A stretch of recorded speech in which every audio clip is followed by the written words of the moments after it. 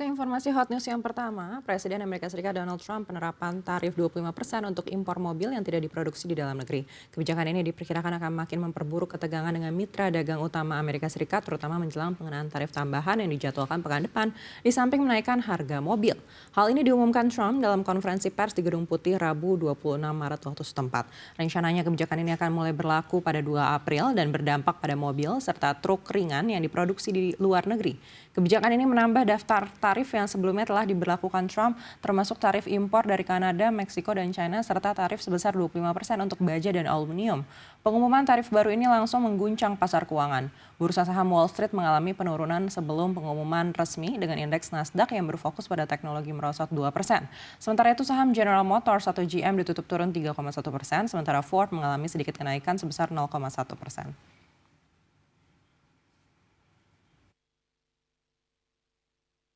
We could probably anywhere from 600 billion to $1 trillion will be taken in over the relatively short-term period, meaning a year from now. We're going to have very strong policing, and it's pretty easy to do. If parts are made in America and a car isn't, those parts are not going to be taxed or tariffed. And we'll have very strong policing as far as that's concerned. For the most part, I think it's going to lead cars to be made in one location. You know, right now, a car would be made here, sent to Canada, sent to Mexico, sent all over the place. It's ridiculous. Masih dari internasional, perang antara Rusia dan Ukraina kembali memanas meskipun Amerika Serikat mengumumkan kesepakatan gencatan senjata terkait serangan terhadap infrastruktur energi dan serangan di Laut Hitam. Kedua belah pihak saling tuduh telah melanggar kesepakatan tersebut. Amerika Serikat telah mengumumkan adanya kesepakatan terpisah dengan Rusia dan Ukraina untuk menghentikan serangan di Laut Hitam dan terhadap fasilitas energi satu sama lain. Namun pernyataan yang dikeluarkan oleh Moskow dan Kiev menunjukkan bahwa kedua negara masih memiliki perbedaan tajam dalam memahami kesepakatan ini. Presiden Ukraina Volodymyr Zelensky menyatakan bahwa pihak Amerika Serikat telah memberitahu Kiev bahwa kesepakatan ini berlaku segera setelah diumumkan. Namun Kremlin menegaskan bahwa kesepakatan tersebut baru akan berlaku jika bank milik negara Rusia yang terkena sanksi diizinkan kembali terhubung dengan sistem pembayaran internasional. Uni Eropa dengan cepat menolak syarat tersebut, menyatakan bahwa pencabutan sanksi tidak akan terjadi sampai Rusia menarik pasukannya dari Ukraina. Juru bicara Komisi Eropa menegaskan bahwa Eropa tidak akan menghapus sanksi sebelum Rusia menarik semua pasukan militernya.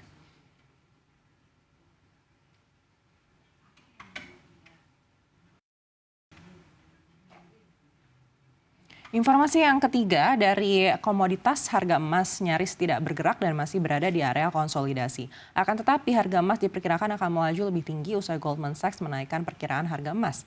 Pada hari Rabu kemarin, Goldman Sachs menaikkan proyeksi harga emas akhir 2025 menjadi $3.300 Amerika Serikat per troy ounce dari $3.100 AS per troy ounce dengan alasan arus masuk ETF yang lebih kuat dari yang diharapkan dan permintaan bank sentral yang berkelanjutan. Goldman Sachs juga menaikkan kisaran perkiraannya menjadi $3.250 hingga $3.520 AS per troy ounce dari $3.100 sampai $3.300 Amerika Serikat per troy ounce sebelumnya. Bank investasi tersebut memperkirakan bank sentral besar Asia akan melanjutkan pembelian emas agresif mereka selama 3 hingga 6 tahun ke depan dengan tujuan mencapai target cadangan emas yang diproyeksikan. Goldman Sachs menaikkan asumsi permintaan emas dari bank sentral menjadi 70 ton per bulan dari 50 ton sebelumnya di tengah meningkatnya ketidakpastian kebijakan Amerika Serikat dan ekspektasi bahwa China dapat terus melakukan pembelian dengan kecepatan tinggi selama 3 hingga 6 tahun ke depan.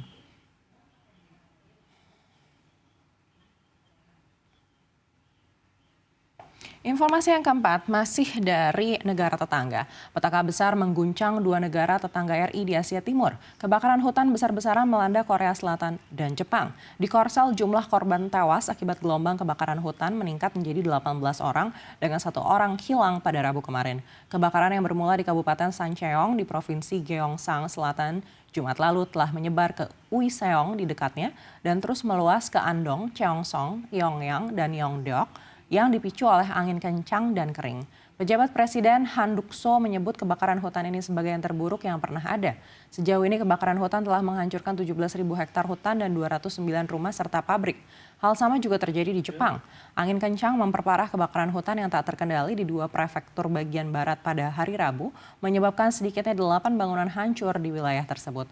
Melansir Mainichi, kebakaran di Ehime setidaknya telah menghanguskan 214 hektar lebih di Imabari. melalap 6 rumah dan 2 gudang. Di Prefektur Okayama, sekitar 310 hektar telah terbakar di kota Okayama dan Tamano di dekatnya.